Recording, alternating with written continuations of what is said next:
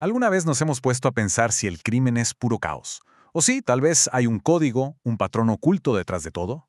Bueno, hoy vamos a meternos justo en eso, a ver cómo la ciencia está descifrando ese código para cambiar completamente la lucha contra el delito. La idea ya no es solo reaccionar, sino prevenir. La idea que casi siempre tenemos es que el crimen es impredecible, ¿no? Como actos aislados, mala suerte y ya. Pero, ¿y si estamos equivocados? ¿Qué tal si el crimen en realidad sigue patrones que no solo podemos ver, sino que hasta podemos anticipar? Y justo aquí es donde todo cambia. A ver, la criminología de toda la vida se ha enfocado en el por qué, o sea, en las causas sociales o psicológicas que llevan a alguien a delinquir.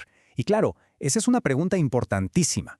Pero un campo más nuevo, la ciencia del delito, se hace preguntas mucho más prácticas. El cómo, el dónde y el cuándo, con un objetivo muy claro: evitar que la oportunidad de delinquir siquiera exista. Bueno, vamos a entrarle de lleno a esta nueva ciencia de la seguridad. El chiste aquí ya no es nada más reaccionar y perseguir a los delincuentes después de que algo pasó. No, se trata de cambiar el chip por completo para pasar a una prevención mucho más activa y sobre todo estratégica. Hay una analogía que usan los expertos y que la verdad es buenísima. Pensemos en el crimen no como una falla moral, sino como si fuera una enfermedad. Así como la medicina no solo busca curar, sino entender cómo se esparcen los virus para prevenirlos, la ciencia del delito busca entender los patrones delictivos para que los crímenes ni siquiera ocurran. Entonces, para que quede claro, la ciencia del delito es una disciplina súper rigurosa. Como vemos aquí, es una ciencia aplicada que le da prioridad total a la prevención y la detección. Ojo, esto no se basa en corazonadas, sino en el método científico. Identificar patrones en los datos, crear hipótesis que se puedan probar y a partir de ahí, crear intervenciones que de verdad funcionen. Pero bueno, ¿y cómo se ve todo esto en la práctica? Vamos a echarle un ojo a la caja de herramientas del analista, a las personas, los principios y los procesos que hacen que esta ciencia cobre vida en el mundo real. Fíjense, esta metáfora del escultor lo explica perfecto.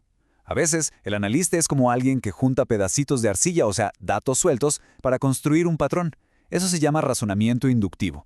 Otras veces, es como si tallara un bloque de piedra, quitando todo lo que sobra para revelar la figura que estaba escondida dentro de los datos. Y eso es el razonamiento deductivo. Y este esquema, la verdad, lo explica súper bien. Todo arranca con los datos en bruto, como reportes de incidentes. Luego viene el análisis, donde el especialista empieza a filtrar y a conectar los puntos. Esto crea información útil, como por ejemplo, darse cuenta de que hay una serie de robos. Cuando la policía entiende y asimila esto, se convierte en conocimiento que les ayuda a actuar. Y el resultado final, pues un arresto o que baja una ola de delitos. Ahora, es súper importante que no confundamos datos con información. Los datos son hechos crudos, aislados, como reportes de incidentes en una base de datos.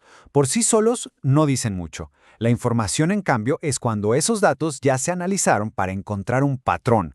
Por ejemplo, cuando 6 de esos reportes sueltos de repente se conectan y nos muestran una serie de robos. El verdadero valor está ahí, en la conexión. El modelo más común para aplicar todo esto se llama SARA. Es un ciclo de 4 pasos. Primero, scanning o identificación para ver cuál es el problema. Luego, análisis o análisis para entender por qué está pasando. Después, response o respuesta para implementar soluciones. Y al final, assessment o evaluación para ver si lo que se hizo funcionó. Y vuelta a empezar. Es un ciclo que nunca para. Y claro, todo este trabajo no sale de la nada, ¿eh? Se basa en teorías bien importantes. Por ejemplo, la criminología ambiental se fija en el lugar donde ocurre el delito. La teoría de la actividad rutinaria, que es clave, nos dice que para que haya un crimen se necesitan 3 cosas juntas: alguien motivado para delinquir, un objetivo fácil y que no haya nadie que lo impida. Y la prevención situacional del delito usa justo esa idea para hacer que cometer un delito sea más difícil y más arriesgado. Ok, ya fue mucha teoría. Mejor vamos a ver cómo se ve esto en un caso de la vida real. Vamos a analizar una serie de robos a varias tienditas de conveniencia. Imagínense que somos el analista, ¿ok? Y en la pantalla nos aparece esto. 3 robos. Son en días diferentes, a horas que no coinciden y en calles distintas. A primera vista, pues parece que no tiene nada que ver el uno con el otro. Puro caos. Pero aquí es donde un buen analista no se queda con lo obvio y empieza a escarbar. Pone los robos en un mapa y nota algo interesante. Aunque son en ciudades diferentes, todas las tiendas están muy cerca de la misma carretera principal. Esta es la primera pista. ¿Cuál podría ser la conexión? Y ¡boom! Aquí es donde todo hace clic. El analista se pone a investigar qué ha pasado en esa zona últimamente y descubre algo. Acaban de inaugurar un galgódromo, una pista de carreras de perros cerca de esa carretera. Y de ahí sale la hipótesis. Los ladrones son apostadores que perdieron dinero y están buscando una forma rápida de recuperarlo. De repente, los puntos se conectan. Y lo mejor de todo es que esta hipótesis no es para un reporte que se va a quedar en un cajón. No, no, no. Se convierte en acciones súper concretas. El analista recomienda aumentar las patrullas cerca del galgódromo, revisar la seguridad de las otras tiendas de la zona, avisarle a todos los oficiales sobre este patrón, poner retenes en la carretera y repartir boletines con la información de los sospechosos. Pura inteligencia que lleva a la acción directa. Y es que este tipo de análisis no solo sirve para resolver un caso, va mucho más allá. Transforma por completo la estrategia de la policía, lo que nos lleva a tener políticas mucho más inteligentes y al final comunidades más seguras para todos.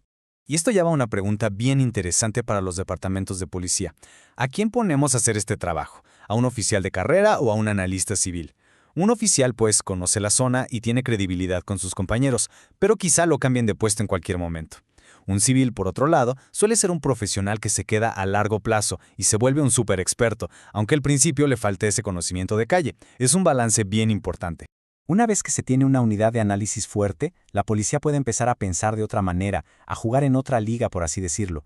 Ya no se trata solo de responder a emergencias, se trata de mejorar la seguridad en los puntos calientes de crimen, de identificar y seguir de cerca a los delincuentes más violentos, de proteger mejor a las víctimas vulnerables y de desmantelar bandas criminales desde la raíz. Es un enfoque totalmente proactivo.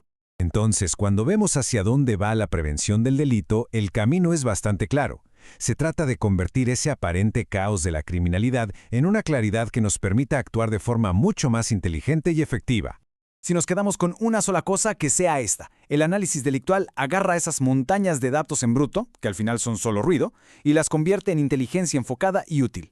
Es ese puente que nos lleva de solo saber que algo malo pasa a entender cómo podemos evitar que vuelva a pasar. Y eso al final es lo que construye comunidades más seguras. Pero claro, todo esto nos deja con una pregunta gigante para el futuro. Conforme nuestra capacidad para analizar datos y hasta predecir patrones se vuelve más y más poderosa, nos topamos con un nuevo reto. ¿Cómo encontramos el equilibrio perfecto entre la seguridad de todos y la privacidad de cada uno? Ese es, sin duda, el gran debate que va a definir la seguridad en los próximos años.